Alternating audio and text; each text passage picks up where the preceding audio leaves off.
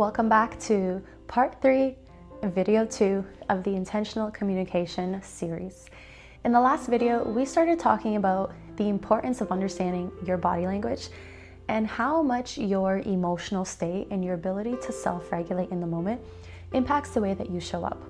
In this video, we're going to continue diving into this topic a little bit deeper so that you understand how much influence is not about what you say, but how you show up while saying it. Let's get right into things. Most people think that influence comes from what you say, but in reality, people are responding to what your presence is saying underneath the words. If you're tense, if you're defensive, if you're just seeking approval, people pick up on that really quick. And yet, if you're calm, if you're grounded, if you come across as naturally self-assured, people notice that too.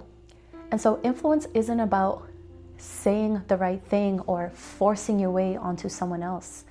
It's about building that sense of conviction without yourself, that grounded sense of self-trust, so that the way you come across is trustworthy to other people. Let's talk about how this is done. So the first thing that I want you to understand is that people really feel your relationship with yourself. Now, this isn't something that's talked about nearly enough, but so much of your presence, of your energetic state, of the way that you show up is based on your relationship with yourself. Put into simple terms, if you don't like yourself, the way that you express your body language, the way that you talk, your ability or inability to make eye contact will show it.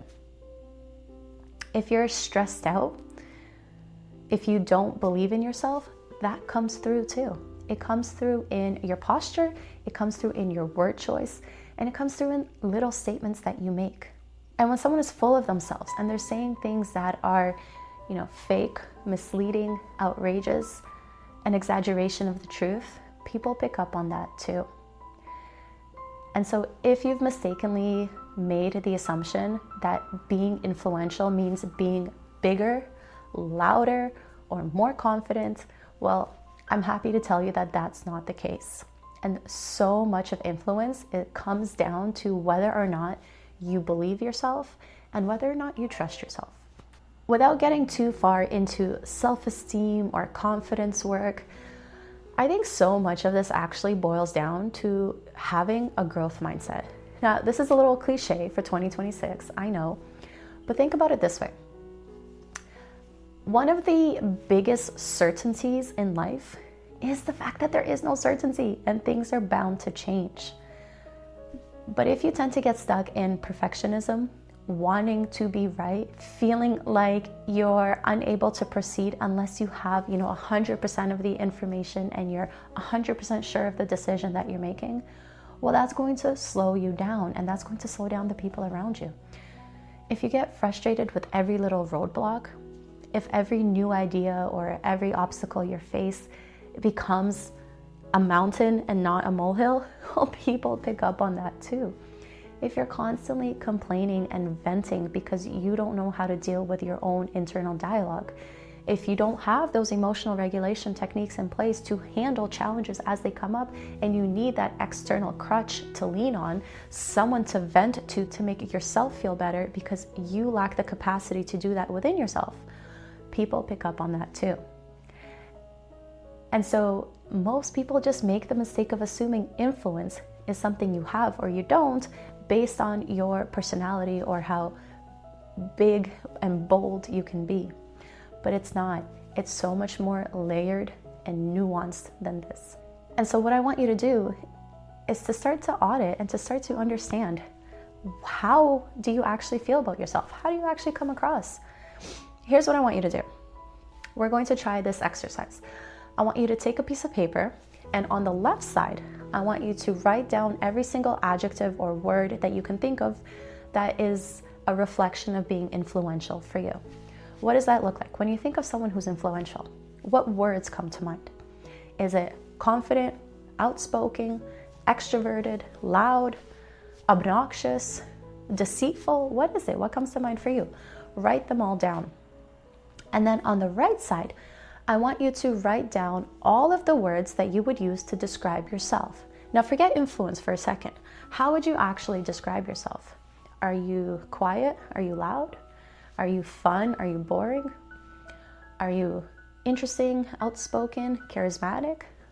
What words would you describe yourself with?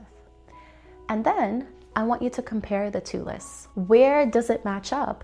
Where are there gaps? And where are there moments that you say, oh my God, I could never be deceitful and charismatic and outspoken. That's just not me. Well, it's hard to convince yourself that you're worthy of being influential or that you're capable of being influential if you don't even think you have what it takes to begin with.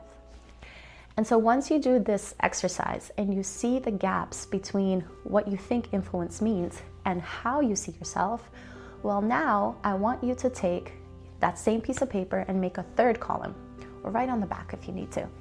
And I want you to really think about how someone who's calm, who's grounded, who comes across as effortlessly confident because they're just sure of themselves, how would that person be influential?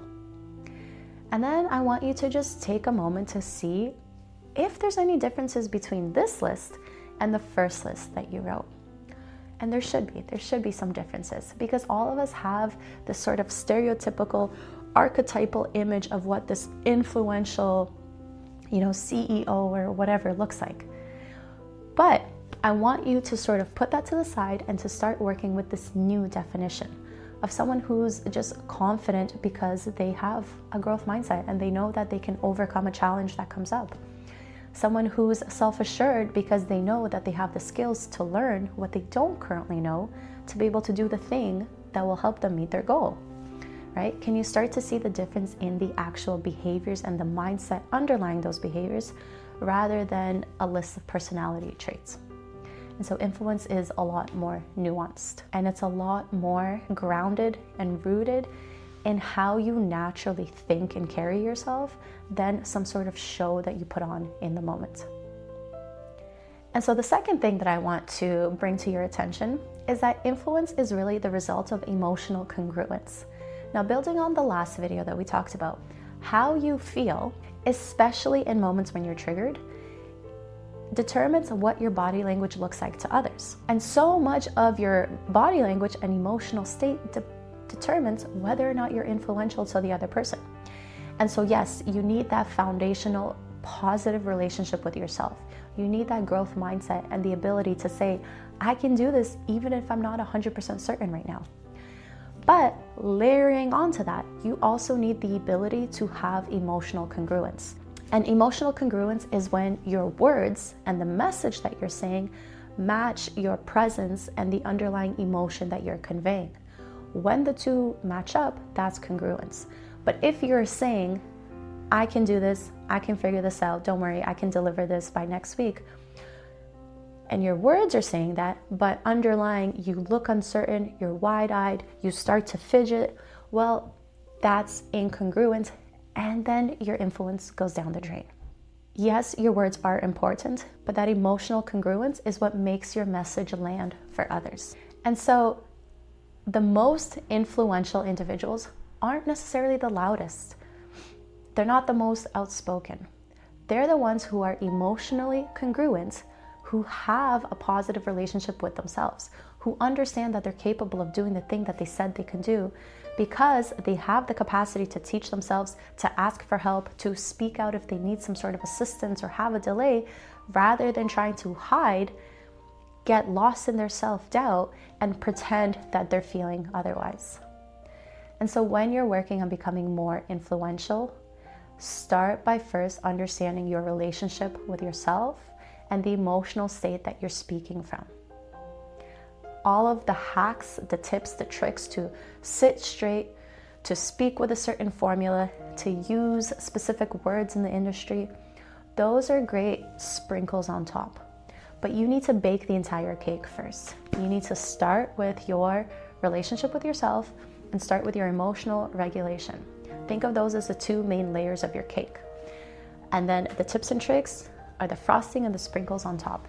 You can have a wonderfully aesthetic, delicious cake, but not if you don't bake the core of it properly. And so I hope you have a lot to think about from this video.